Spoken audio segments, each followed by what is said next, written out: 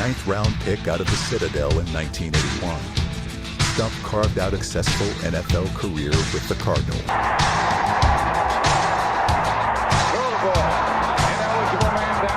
He's strong. He can move. He was agile. He can make guys miss. He had it all. He had everything in his game.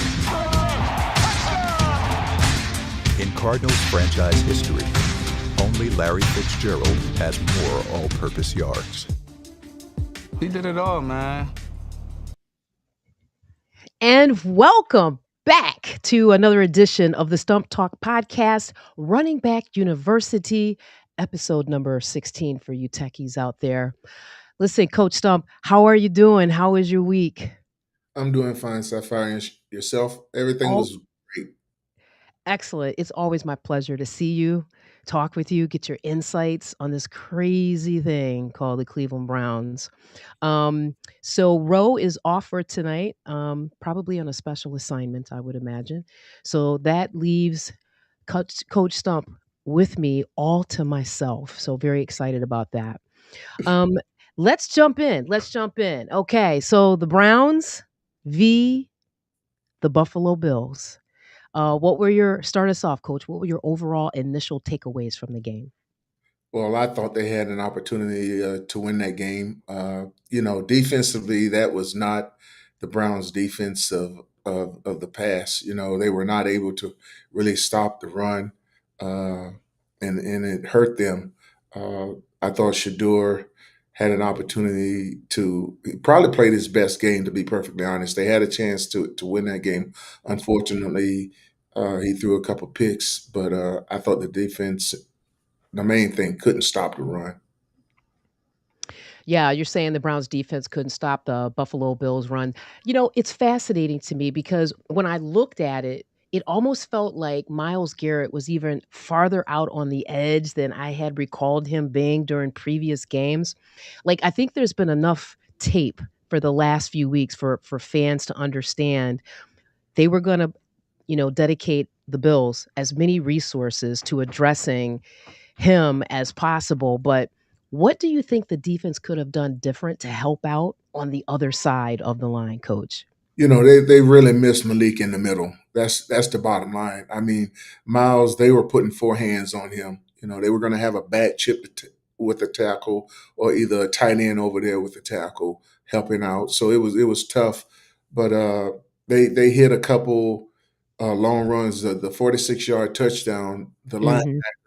The linebacker, he fast flowed, and Cook has tremendous vision. He saw him moving faster than he really should have been doing, and he cut back on him. That play was defended. I'm sure when they looked at it, from that first standpoint, the linebacker should have made the tackle. But then once he got in the secondary, he made guys miss as well. And of course, he's got speed, and he took it to the house. That's a perfect way to paint the picture. It almost sounds like Cook used the aggression of the linebacker against him and that's how he was able to make those cutbacks. Would that be a fair characterization? Absolutely. Okay. So 117 yards and 2 touchdowns. From a defensive perspective, I saw Coach Schwartz emoting on the sideline during the game. What type of impact do you think having another competitor come in and have these types of like running performances, type of impact does that have on our defense, Coach? Well, I mean, those guys, no question, they got the attention of course Schwartz. They're disappointed in the fact that happened, and especially the way the offense played to start the game. Shador taking the team down, scoring, tying it up, and then for the defense not to be able to hold that of course was disheartening. Yeah, and I'm going to get to the offense in a second here. I just also wanted to say this. I was reading some reports that Coach Schwartz may be getting teased up a little bit by, I think it is either the Jets, I think the New York Jets. You know, we don't know what we don't know. We're not inside the facility. You're not inside the facility. But do you feel like that rumor on the networks have any legs, any teeth? Do you think he would be open to moving on to a different team versus come back next year with the Browns? Are you talking about as a head coach, Oh, now there you go. There's or the hook. talking about with the Jets as a head coach, or as a No, no, defense? I know as a defensive coach, I believe, not the head coach. I was talking about more coming back to the Browns. Um, Yeah, I yeah. think Coach Schwartz is probably he's probably had enough of being the defensive head coach and not just the head coach with the Browns. I mean, he's seen a lot of things transpire there, and he would never say it, but I'm sure there's some things that don't sit well with him. The way things are doing. They've been playing pretty good defense, and not to be able the last couple of years to get anything for it. The lives of the players, went dwindles down, but also that of the coaches as well. So Miles have done some great things. Hopefully, he can finish out and break the sack record, and that's a feather in Coach Schwartz's cap. Absolutely, absolutely. I saw that they gave him sort of after the fact, they updated the stats, they gave him half a tackle. Can you share with all of us, can you educate us what that was, what that meant, why they did that? What was different? I saw the same thing. I don't know why they did that. I looked at the stat sheets, and they gave him a half a sack as well as Wright, Mhm, but mhm. then Graham didn't have a sack at all. So I don't know how they did that, because he was definitely the first guy to touch the quarterback when he was in the end zone or right there outside of the end zone. So I don't know how that went. I really appreciate that because, my mind went back to the previous week's game versus the Bears where I thought he did have, like, a half a sack. I think it was a half a sack, and they didn't give it to him, so, thank you for confirming that. And they gave him a half. Okay. There you are, Russ, there you are. Okay, so let's switch sides of the ball here and talk turkey about the offense, and I wanna go right into Shador's 2 interceptions. Coach, do you feel that both of those interceptions were on Shador Sanders? And if so, in his, maturation as a quarterback, what can he do to limit those situations? Yeah, both of them were on him. The one to Junkins, he put it on his back shoulder, uh, and he just couldn't catch the ball. Had he let him, it was no question it would have been a completion. Junkins has good hands, but again, and I don't want to say this lightly, but he's throwing to a running back. You really want to try to have better placement with those guys.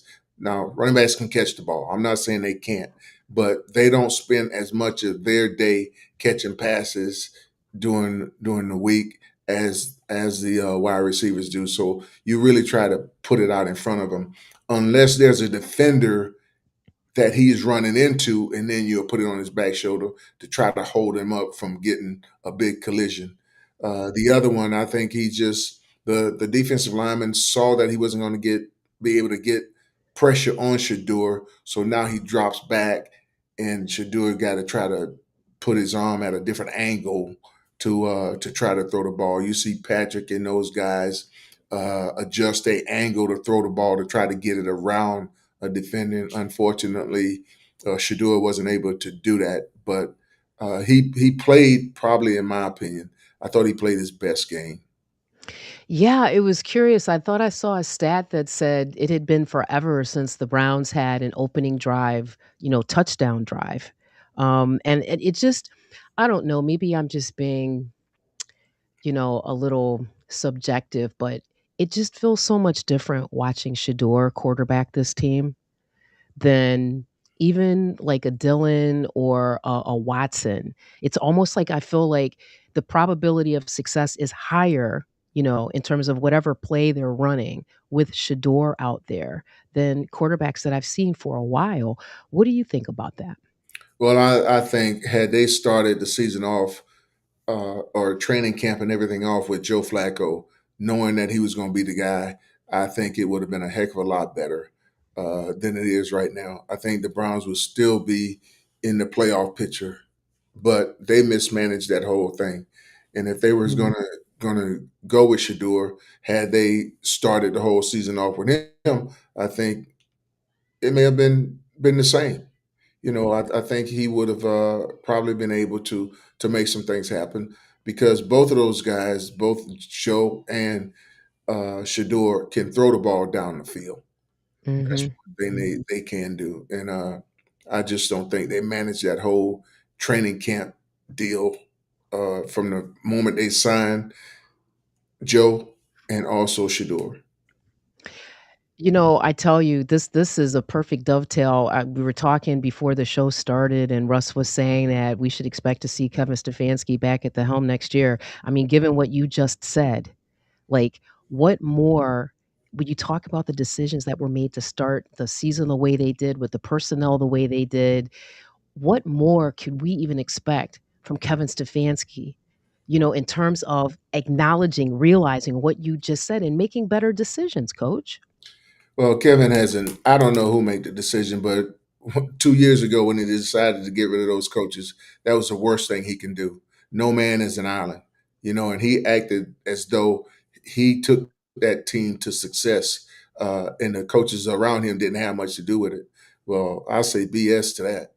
The coaches that was on that staff had a heck of a lot to do with it, and so did Donovan Peoples-Jones, Dearness Felton. I mean, Dearness Johnson, and several other players that they chose to let go just to make a move. And I don't know if that's mainly Andrew Berry, but I would think Kevin had something to do with it. Uh, Alex Van Pelt was the offensive coordinator both times when he became coach of the year, and you let the guy go. I mean, they tore that team apart as opposed to putting it together. Yeah. Yeah, it's amazing, and now we've gone through all of this, and we're seeing some players that we typically haven't seen. Let's jump over to the running game. Raheem Sanders went 11 for 42. What did you think about what were your observations about that young man coming in the running back, role? I thought he played well. Uh, you know, he was physical. He broke some tackles. He got some yardage on his own, which is what you got to do right now with the offensive line that they have there in Cleveland. I mean, I love those guys. I know how hard those guys work, but right now I think due to injuries, time has passed those guys by. I mean, they're physical every play of the game. Mhm. Those Mhm. offensive linemen, and they're beat up, and they haven't been able to get the job done the last couple of years. But a lot of that has to do with the fact that the past 2 years they've been playing in different schemes. They've had two different offensive line coaches. After going to the playoffs, ridiculous. I think a lot of fans don't understand, because I saw this stat about, Jalen Hurts. Literally from college forward, even to current, every year he's had to learn a different scheme. We think about that in terms of the quarterback, but to your point, can you talk just a little bit more about the effect that has on the lineman, coach? Well, I don't think he had to learn too difficult of a scheme for the simple fact Jalen has had the same head coach there, Okay. and some of the coaches he promoted in that system. So it's not that it had the system really changed, and the players around him have been the same in terms of the skilled players. Now they lost a center in Kelsey and a couple guys, Mm. but for the most part, they've been the same. And it's just a consistency with the head coach. They've had some you know hard times with AJ Brown, but they still find a way to make it happen. And that's the good thing. You don't see them selling a soul or getting rid of one person or pointing the fingers at someone. Their coaches, they moved on because they got an opportunity to be head coaches. It's totally Mhm. different. They've stayed together for the most part. They're going to go to Georgia and get some linemen. They're going to go to Alabama and get some receivers or whatever the case have been. That's just how they built their team, and they've been successful. And they won back-to-back titles in that division. They say which hadn't been done in 20 some years. Yeah, yeah, I saw that. No, and I really appreciate you clarifying that because, like I always say, stats, you could put any stat up and make it look any kind of way. So thank you for giving that context. Um, so back to Raheem Sanders. I believe he was an undrafted free agent, I think with the Chargers. We just have a couple more games left. Now we know that Quinshon Judkins is going to be out for the rest of the season. Do you think there's enough time for the Browns to take a look at Raheem Sanders and maybe think about what the future could be for him in Cleveland? Well, right now, yes, he's going to get an opportunity to take a look, but I don't think it really means much because guys have performed uh, and it hadn't meant much. So I couldn't tell you. I really, really loved Donovan People Jones because of everything that he did, special teams wise, and also being a primary blocker. Mm, For this guy to be a 6 round draft pick and uh, have over 800 and some yards going into his final year, and then they trade him to Detroit, and he's been somewhere else. It hadn't really worked out for him because he just haven't landed in the right place. But that had absolutely nothing to do with what he could have done and what the Browns could have been had he stayed in Cleveland and them not overlooking him and trying to build somebody else. right on. This I wonder about things like this because if Stefanski is not going to be the coach, whoever that future coach may be, you know, do they look back at the pieces that were in place and even consider reevaluating? Like, for example, bring Peoples back to Cleveland, give him an opportunity to work out, or is he too late in his career for that type of consideration, coach? No, he's not too late in his career at all. He's a wide receiver, and right now I think he's in New Orleans. I'm not Okay. sure about that. Oh, okay. So I'm not sure where he's at right now. If he's with anyone, I'm not sure. Interesting. Very interesting. And speaking of being released, sort of, I would like to get your thoughts about Quinshot Judkins, the injury, how it happened. Is that just part of football? Was it a situation? And also transition over to Shadur with his pinky and how that could affect him for the rest of the season. So, can we start with Quinshot Judkins, coach? Unfortunately, it's part of football. It happens. It was a contact injury with him. The guy went a little bit low, I would say, uh, Mm, and his leg just got caught in there. Just a bad situation for Q because he was playing pretty good. Even though his average was falling going down, but that was more so on the offensive line as opposed to his ability to be a successful back in the league. I don't think it was ever of that. it's so fascinating, your perspective on it being a low hit. I still cannot get the Mika Fitzpatrick hit off of on Chubb out of my mind. I did not like that. I've never played football. I just did not like that. So, you know, I don't know what goes on between players, but is that something that I don't think he tried to blow my knee out. I don't think guys play the game that way. Uh, I know Minka did not intentionally hurt Nick. Nick actually went back into him because someone was supposed to be blocking the linebacker and they didn't. So now Nick had to avoid him, and there it was. He, there it was? but I don't think guys play the game that way. Okay. Thank you for that, because in my house, it's real personal. It probably shouldn't be, but it is. And then just to wrap up on the Browns, the offensive line woes just continued. Like, honestly, coach, if they had said Leviston's name one more time, I think the roof would have come off of the house. We were just like, every time a flag, it's Leviston, even before they called his number. What is this a learning process? Is it that deep? Because it just seems like it's always just that one guy. Well, What is going on with him? you're down to your third or fourth guy. I mean, those guys, they You know, they're rotational guys. And you playing a team like Buffalo that really didn't play their best ball, but they knew what they had to do, and they put the pressure on him. I mean, you're getting the best you can. He's giving you all he's got. Unfortunately, the Browns allowed that offensive line to get old by Absolutely. not doing anything and by holding on to guys that were injured.